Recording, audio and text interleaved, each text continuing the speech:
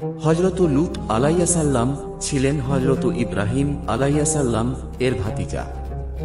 চাচার সাথে তিনিও জন্মভূমি বাবেল শহর থেকে হিজরত করে বায়তুল মুকাদ্দাসের অদূরে কেনানে চলে আসেন। আল্লাহ লূত আলাইহিসসালামকে নবুয়ত দান করেন এবং কেনান থেকে অল্প দূরে জর্ডান ও বায়তুল মুকাদ্দাসের মধ্যবর্তী সাদুম অঞ্চলের অধিবাসীদের পথ প্রদর্শনের জন্য প্রেরণ করেন। এ এলাকায় সাদুম, আমুরা, দুমা, ছাবাহ ও ছাওয়াহ নামে বড় বড় 5টি শহর ছিল। কুরআন মাজিদ বিভিন্ন স্থানে এদের সমষ্টিকে মুতাফেকাহ বা মুতাফেকাত শব্দে বর্ণনা করেছে, যার অর্থ জনপদ উল্টানো শহরগুলি। এ 5টি শহরের মধ্যে সাদুম ছিল সবচেয়ে বড় এবং সাদুমকেই রাজধানী মনে করা হতো। হযরত লূত আলাইহিসসালাম এখানেই অবস্থান করতেন। এখানকার ভূমি ছিল উর্বর ও শস্যশ্যামল। লূত আলাইহিসসালাম এর কওম আল্লাহর ইবাদত ছেড়ে শিরক ও কুফরিতে লিপ্ত হয়েছিল। দুনিয়াবী উন্নতির চরম শিখরে উন্নীত হওয়ার কারণে তারা সীমা লঙ্ঘনকারী জাতিতে পরিণত হয়েছিল।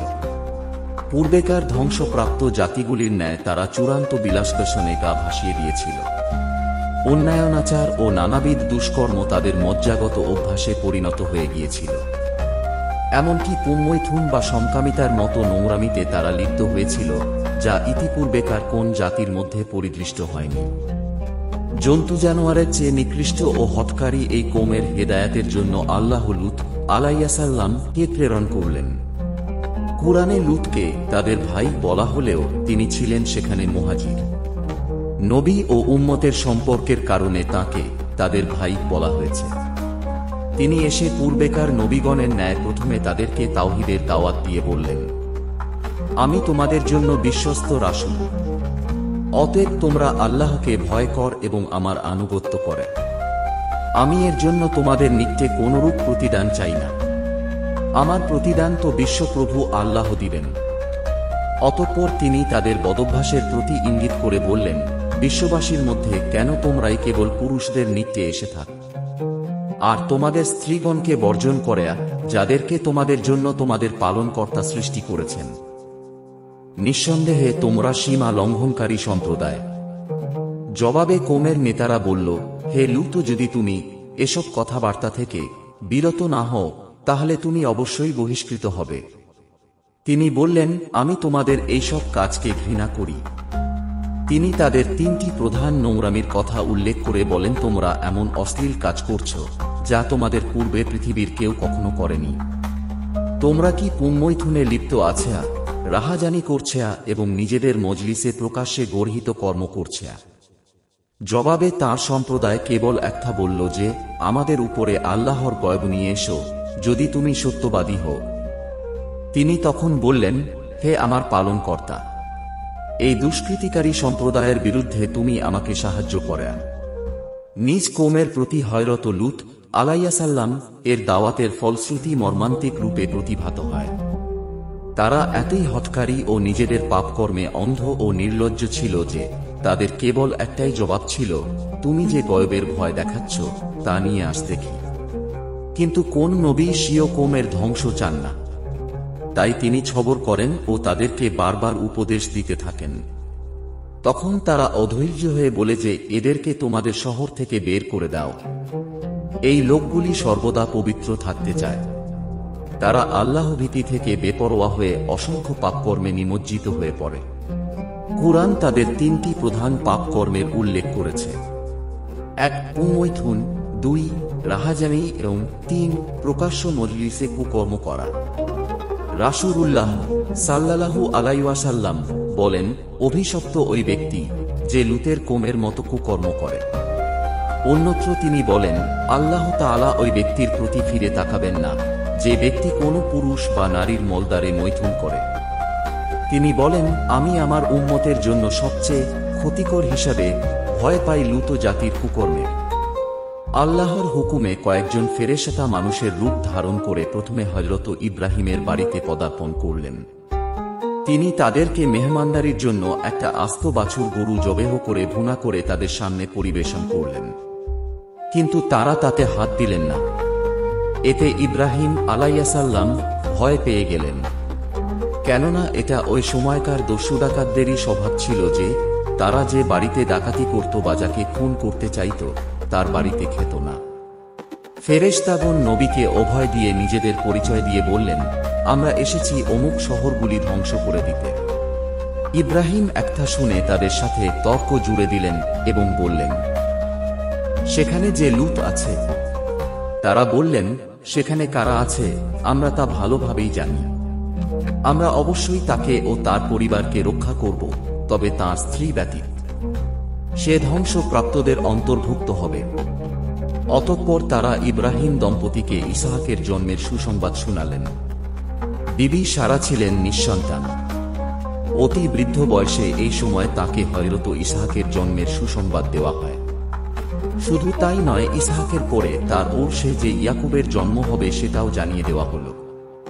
উল্লেখ্য যে ইয়াকুবের অপর নাম ছিল ইসরাইল এবং তার বংশধরগণকে বনু ইসরাইল বলা হয়, যে বংশে হায়ার নবীর আগমন ঘটে। কেনানে ইব্রাহিম আলাইহিসসালাম এর নিকট থেকে বিদায় হয়ে ফেরেশতাগণ সাদুম নগরীতে লূত আলাইহিসসালাম এর গৃহে উপস্থিত হলেন। এ সময় তারা অনিন্দ সুন্দর নওজোয়ান রূপে আবির্ভূত হন।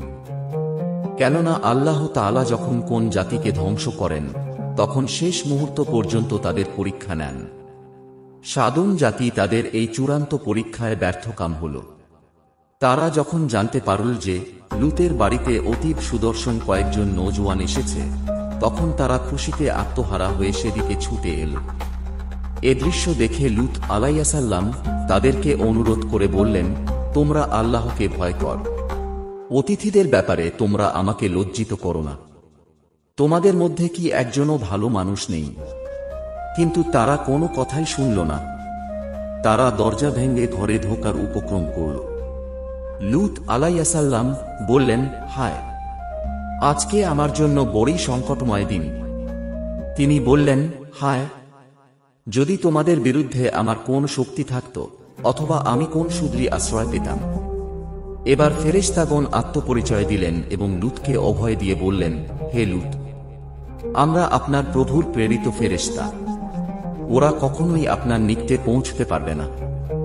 এজন্যই আমাদের রাসূলুল্লাহ সাল্লাল্লাহু আলাইহি ওয়াসাল্লাম বলেন, আল্লাহ রহম করুন লূতের উপরে, তিনি সুদৃঢ় আশ্রয় প্রার্থনা করেছিলেন, অর্থাৎ আল্লাহর আশ্রয়। অতঃপর জিবরাইল তাদের দিকে পাখার ঝাপটা মারতেই বীর পুঙ্গরেরা সব অন্ধ হয়ে ভেঙে গেল। আল্লাহ বলেন, ওরা লূতের কাছে তার মেহমানদের দাবি করেছিল। তখন আমি তাদের দৃষ্টি বিলুপ্ত করে দিলাম। অতএব আস্বাদন কর আমার শাস্তি ও হুঁশিয়ারি। অতঃপর ফেরেশতাগণ হযরত লূত আলাইহিসসালাম কেশীয় পরিবারবর্গ সহ কিছু রাত থাকতেই এলাকা ত্যাগ করতে বললেন এবং বলে দিলেন যেন কেউ পিছন ফিরে না দেখে, তবে আপনার বৃদ্ধা স্ত্রী ব্যতীত। নিশ্চয়ই তার উপর ওই গয়ব আপতিত হবে যা ওদের উপরে হবে। ভোর পর্যন্তই ওদের মেয়াদ। ভোর কি খুব নিকটে নয়? লূত আলাইহিসসালাম এর স্ত্রী ঈমান আনেননি এবং হয়তোবা স্বামীর সঙ্গে রওয়ানাই হননি। তারা আরও বললেন, আপনি তাদের পিছে অনুসরণ করুন, আর কেউ যেন পিছন ফিরে না তাকায়। আপনারা আপনাদের নির্দেশিত স্থানে চলে যান। এখানে আল্লাহ লূতকে হিজরতকারী দলের পিছনে থাকতে বলা হয়েছে। অতঃপর আল্লাহর হুকুমে অতি প্রত্যুষে গয়ব কার্যকর হয়। লূত ও তাঁর সাথীগণ যখন নিরাপদ দূরত্বে পৌঁছেন, তখন জিবরাইল আলাইহিসসালাম আল্লাহর নির্দেশ পাওয়া মাত্র সুবহে ছাদিকের সময় একটি প্রচণ্ড নিনাদের মাধ্যমে তাদের শহরগুলিকে উপরে উঠিয়ে উপর করে ফেলে দিলেন এবং সাথে সাথে প্রবল বেগে ঘূর্ণিবায়ুর সাথে প্রস্তর বর্ষণ শুরু হয়। যেমন আল্লাহ বলেন, অবশেষে যখন আমাদের হুকুম এসে পৌঁছল, তখন আমরা উক্ত জনপদের উপরকে নিচে করে দিলাম এবং তার উপরে ক্রমাগত ধারায় মেটেল প্রস্তর বর্ষণ করলাম, যার প্রতিটি তোমার প্রভুর নিকটে চিহ্নিত ছিল। আর ওই ধ্বংসস্থলটি জালেমদের থেকে বেশি দূরে নয়। এটা ছিল তাদের কুকর্মের সাথে সামঞ্জস্যশীল শাস্তি। কেননা তারা যেমন আল্লাহর আইন ও প্রাকৃতিক বিধানকে উল্টিয়েছিল, অর্থাৎ স্ত্রীসঙ্গ বাদ দিয়ে মানুষের স্বভাব বিরুদ্ধভাবে পুংমৈথুনে ও সমকামিতায় লিপ্ত হয়েছিল, ঠিক তেমনি তাদেরকে মাটি উল্টিয়ে উপর করে শাস্তি দেওয়া হল। হযরত লূত আলাইহিস সালাম এর নাফরমান কওমের শোচনীয় পরিণতি বর্ণনা করার পর দুনিয়ার অপরাপর জাতিকে সতর্ক করার জন্য আল্লাহ পাক ইরশাদ করেন, জনপদ উল্টানো ও প্রস্তর বর্ষণে নিশ্চিহ্ন এই ধ্বংসস্থলটি বর্তমান কালের জালেমদের থেকে খুব বেশি দূরে নয়। মক্কার কাফেরদের জন্য উক্ত ঘটনাস্থল ও ঘটনার সময়কাল খুব বেশি দূরের ছিল না। মক্কা থেকে ব্যবসায়িক সফরে সিরিয়া যাতায়াতের পথে সর্বদা সেগুলো তাদের চোখে পড়ত, কিন্তু তা থেকে তারা শিক্ষা গ্রহণ করত না, বরং শেষ নবী মুহাম্মদ সাল্লাল্লাহু আলাইহি ওয়াসাল্লাম কে অবিশ্বাস করত ও তাকে অমানুষিক কষ্ট দিত। আনাস রাদিয়াল্লাহু তাআলা আনহু হতে বর্ণিত, রাসূলুল্লাহ সাল্লাল্লাহু আলাইহি ওয়াসাল্লাম ইরশাদ করেন, যখন আমার উম্মত 5টি বিষয়কে হালাল করে নেবে তখন তাদের উপর ধ্বংস নেমে আসবে। 1. যখন পরস্পরে অভিসম্পাত ব্যাপক হবে। 2. যখন তারা মদ্যপান করবে। 3. রেশমের কাপড় পরিধান করবে। 4. গায়িকা নর্তকী গ্রহণ করবে। 5. পুরুষ পুরুষে ও নারী নারীতে সমকামিতা করবে। কওমে লূতের বর্ণিত ধ্বংসস্থলটি বর্তমানে বাহরে মাইয়েত বা বাহরে লূত অর্থাৎ মৃত সাগর বা লূত সাগর নামে খ্যাত, যা ফিলিস্তিন ও জর্ডান নদীর মধ্যবর্তী অঞ্চলে বিশাল অঞ্চল জুড়ে নদীর রূপ ধারণ করে আছে, যেটি সমুদ্র পৃষ্ঠ থেকে বেশ নিচু। এর পানিতে তৈলজাতীয় পদার্থ বেশি। এতে কোনো মাছ, ব্যাঙ এমনকি কোনো জলজ প্রাণী বেঁচে থাকতে পারে না। এ কারণেই একে মৃত সাগর বা মরু সাগর বলা হয়েছে। সাদুম উপসাগর বেষ্টক এলাকায় এক প্রকার অপরিচিত বৃক্ষ ও উদ্ভিদের বীজ পাওয়া যায়, সেগুলো মাটির স্তরে স্তরে সমাধিস্থ হয়ে আছে। সেখানে শ্যামলতাজা উদ্ভিদ পাওয়া যায়, যার ফল কাটলে তার মধ্যে পাওয়া যায় ধূলিবালি ও ছাই। এখানকার মাটিতে প্রচুর পরিমাণে গন্ধক পাওয়া যায়। ন্যাট্রন ও পেট্রোল তো আছেই। এই গন্ধক উল্কা পতনের অকাট্য প্রমাণ, কেননা এগুলি মূলত মানুষের জন্য শিক্ষাস্থল হিসাবে আল্লাহ কর্তৃক নির্ধারিত হয়েছে।